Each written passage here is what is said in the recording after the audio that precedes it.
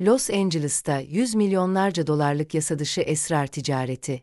5 kişinin hayatını kaybettiği olayda, Çinli Amerikalı zanlılar idam cezasıyla karşı karşıya. Los Angeles Bölge Savcılığı, geçtiğimiz Cuma günü, bölge tarihinin en büyük yasadışı esrar operasyonlarından birine dair çarpıcı detayları kamuoyuyla paylaştı.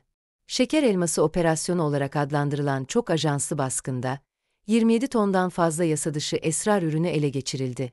150'den fazla kolluk kuvvetinin katıldığı operasyonda, Laverne'deki büyük bir laboratuvar da dahil olmak üzere, toplam 9 farklı noktada aramalar yapıldı.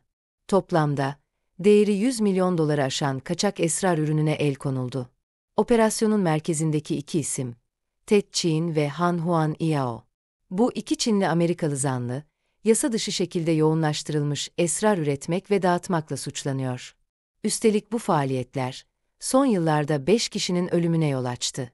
Savcı Hodgman, 2023 yılında Irvindale'deki bir depoda yaşanan patlamada 4 işçinin, geçen yıl Güney El Monte'deki başka bir tesiste ise bir çalışanın hayatını kaybettiğini belirtti.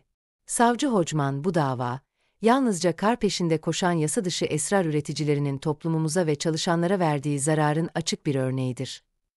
Ted Chin, 5 ayrı cinayetle, ayrıca kundaklama ve kontrollü madde üretimiyle suçlanıyor.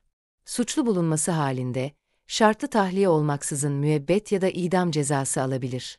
Han Juan Yao ise benzer suçlamalarla yargılanıyor ve ömür boyu hapis cezasıyla karşı karşıya. Olayla bağlantılı olarak 4 kişi daha suçlandı. Xiaolong Deng, Cheng Yan O, Christopher Reyes ve Frank Herrera. Bu 4 şüpheliye de kontrollü madde üretme komplosu suçlaması yöneltiliyor.